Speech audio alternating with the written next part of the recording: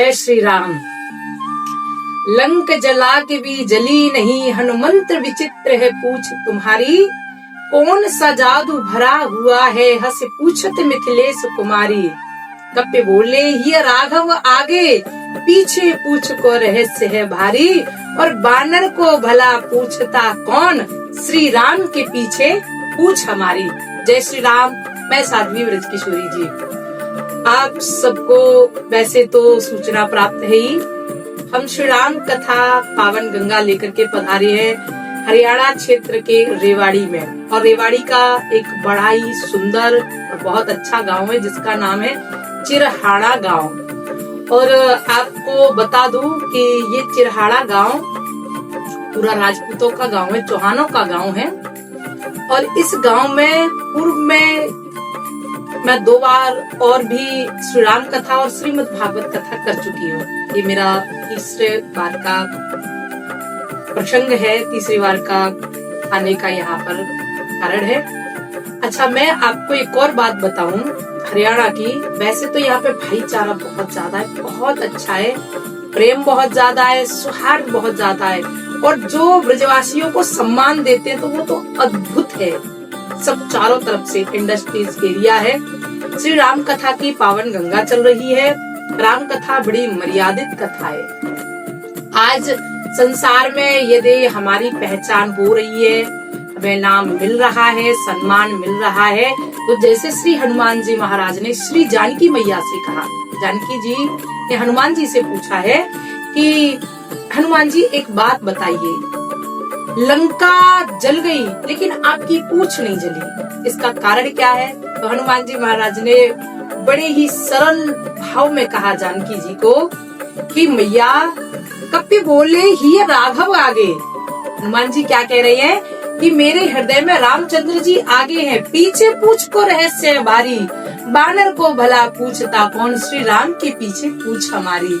मैया बानर को भला कौन पूछता, हम श्री राम जी के सेवक हैं, इसलिए हमारी प्रशंसा हो रही है और मुझे इतना सम्मान मिला है। लंका जल गई लेकिन मेरी पूंछ नहीं जली। पूंछ उन्हीं की नहीं जलती है तो भगवान के पीछे चल रही है।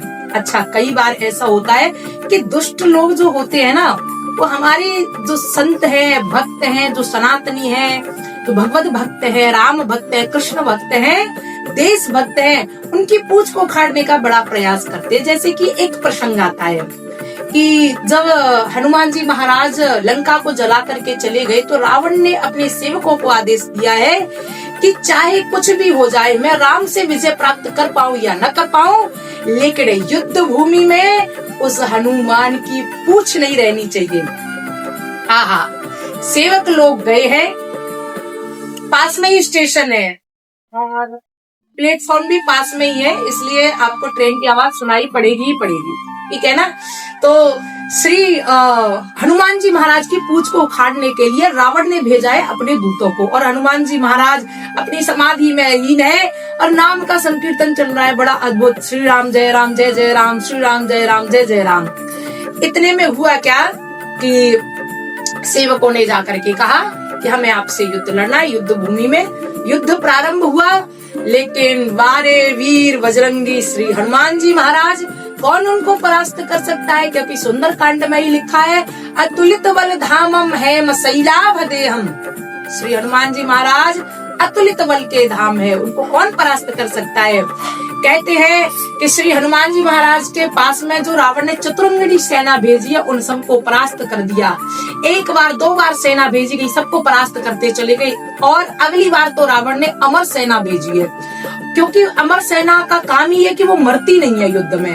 हनुमान जी महाराज समझ गए और हनुमान जी महाराज ने क्या किया, लूम लपेट अपनी पूंछ को बढ़ाया और पूंछ में लपेट करके जितने भी अमर सेना है रावण की, उनको उठा करके आसमान की तरफ फेंक दिया। और इतनी ऊंचाई पर फेंका है कि जहाँ पर जाकर के गुरुत्वाकर्षण खत्म हो जाए। जैसे कि ये पृथ्वी है, आप पृथ्वी से ऊपर की तरफ यदि कुछ भी फेंकते हैं तो पृथ्वी में ऐसा गुरुत्वाकर्षण है कि वो ऊपर फेंकी हुई चीज को नीचे ले लेती है।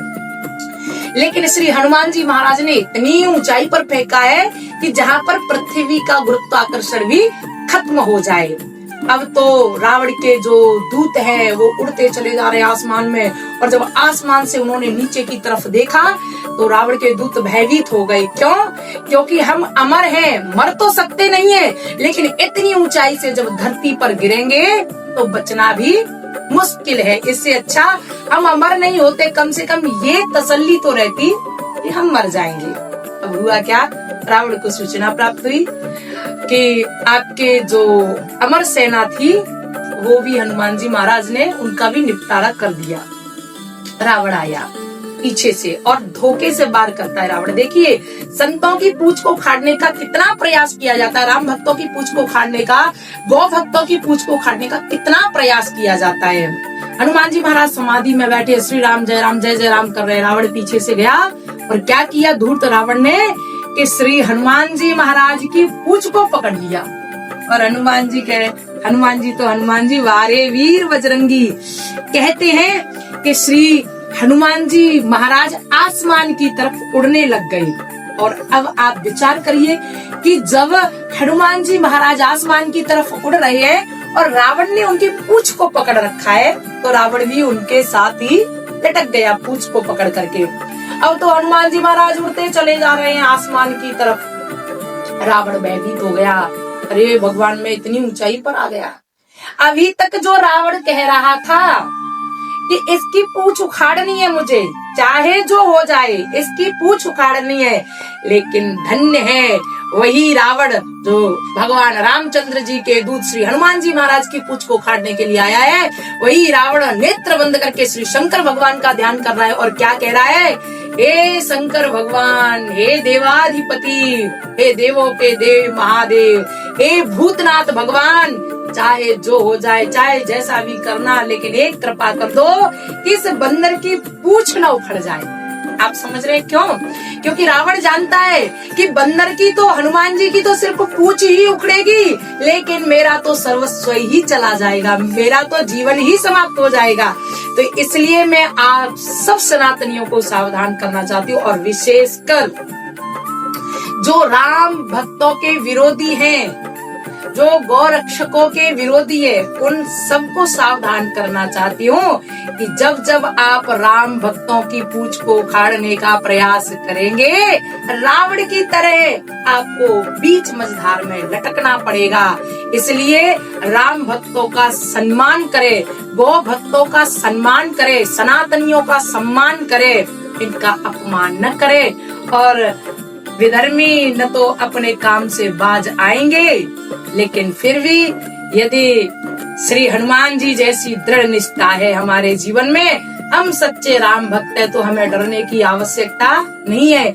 अच्छा, अब आप कहेंगे कि हनुमान जी महाराज के पास में तो पूंछ है, लेकिन हम राम भक्तों की क्या पूंछ? तो एक कहावत है ना, कहते हैं ना कि फलाने व्यक्ति की फलानी जगह पर बड़ी पूंछ है। तो ऐसे ही हमारे पास भी श्री हनुमान जी की तरह पूंछ है।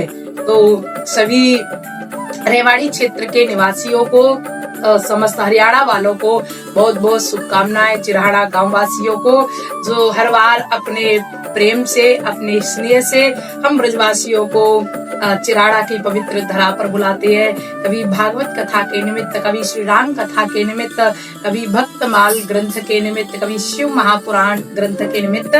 आप सभी का बहुत बहुत आभार। और यह कथा आपको बता दूं, साध्वी ब्रज किशोरी जी यूट्यूब चैनल पर लाइव चल रही है।